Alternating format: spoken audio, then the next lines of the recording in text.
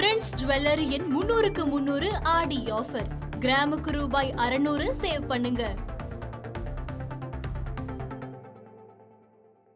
சட்டமன்ற உறுப்பினர்கள் தொடர்பாக புகாரிலும் பெயர் இல்லாத நிலையில், எஃப்ஐஆரிலும் பெயர் இல்லாத நிலையில் என்னுடைய பெயர் சேர்க்கப்பட்டு அதற்காக முன்ஜாமீன் பெற்று காவல் நிலையத்தில் தொடர்ந்து காலையும் மாலையும் கையெழுத்திட்டு வருகின்றேன். இந்த நிலையில் டிவிஎஸ்சி கூடுதலான ஒரு வழக்கு பதிவு செய்யப்பட்டு நான் தங்கியிருந்த அறையில் சோதனைகளும் பல்வேறு இடங்களில் சோதனைகளும் செய்து அந்த வழக்கை பதிவு செய்திருந்தார்கள். அந்த வழக்கின் மூலமாக சென்னை உயர்நீதிமன்றத்தில் முன்ஜாமீன் கேட்டு ஒரு வழக்கு தாக்கல் செய்திருந்தோம். அந்த வழக்கு தள்ளுபடி செய்யப்பட்ட நிலையில் உச்சநீதிமன்றத்தில் அது குறித்து வழக்கு தாக்கல் செய்வதற்காகவும் அது குறித்து எங்களுடைய மூத்த வழக்கறிஞர்கள் மற்றும் சட்ட வல்லுநருடன் கலந்து ஆலோசிப்பதற்காகவும் எனக்கு இந்த கையெழுத்திடுவதிலிருந்து குறிப்பிட்ட நாட்கள் விலக்கு அளிக்க வேண்டும் என்று ஒரு கடிதம் காவல் நிலையத்திற்கு என்னுடைய விசாரணை அதிகாரிக்கு அனுப்பி வைத்திருந்தேன். அதே கடிதம் சென்னை உயர்நீதிமன்றத்திலும் நேற்று தாக்கல் செய்யப்பட்டு எனக்கு 5 தினங்கள் விலக்கு அளிக்க வேண்டும், அதற்கான அனுமதி வழங்க வேண்டும் என்று தாக்கல் செய்திருந்தோம்.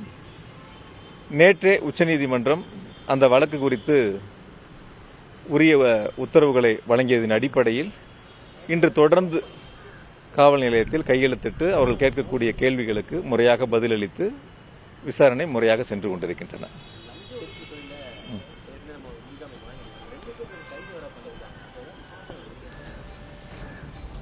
சார், அது நான் விசாரித்த வரைக்கும், எங்களுடைய அட்வொகேட் சொன்ன வரைக்கும் 2 கைது செய்யப்பட்டதில் ஒருவர் அந்த புகாரில் எஃப்ஐஆரில் பேர் இருக்கு, இன்னொரு எஃப்ஐஆர்லேயே பேர் இல்லை. பேர் இல்லாத பொழுதும் அவர் மீதும் அவரும் கைது செய்யப்பட்டிருக்கின்றார். எனவே எல்லாருமே இந்த வழக்கில் யாரெல்லாம் பெயர் பதிவிடப்பட்டிருக்கிறதோ அவர்கள் எல்லாம் சட்டப்படி வழக்கை எதிர்கொள்வதற்கு தயாராக இருப்பாங்க.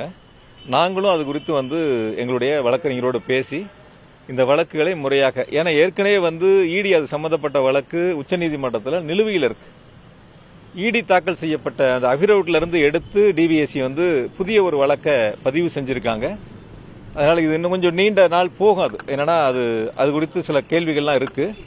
அது எங்களுடைய வழக்கறிஞரோடு பேசி மூத்த வழக்கறிஞரோடு ஆலோசித்து அது குறித்து அடுத்த கட்ட நிகழ்வு என்ன செய்ய போறோங்கிறத முடிவெடுக்க போறோம்.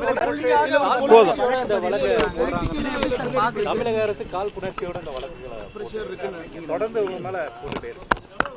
அதாவது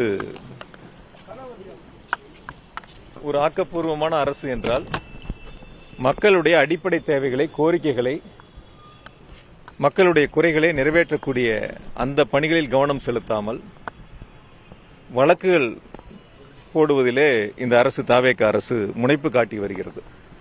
நீங்க பார்த்திருப்பீங்க, நான் மட்டும் இல்லை, யார் மேலையெல்லாம் எப்படிப்பட்ட வழக்குகள் எல்லாம் தொடர்ந்து வந்து கொண்டிருக்கின்றன என்று. நீதிமன்றம் இருக்கிறது, வழக்கறிஞர்கள் இருக்கின்றார்கள். சட்டப்படி எத்தனை வழக்குகள் போட்டாலும் சரி, இல்லை இந்த வழக்குகளாக இருந்தாலும் சரி, நீதிமன்றத்தில் எதிர்கொண்டு இந்த வழக்குகள் அனைத்தும் பொய்யான வழக்குகள் என்பதை நாங்கள் நிரூபித்து காட்டுவோம். பிரின்ஸ் ஜுவல்லரியின் 300க்கு 300 ஆடி ஆஃபர். கிராமுக்கு ரூபாய் 600 சேவ் பண்ணுங்க.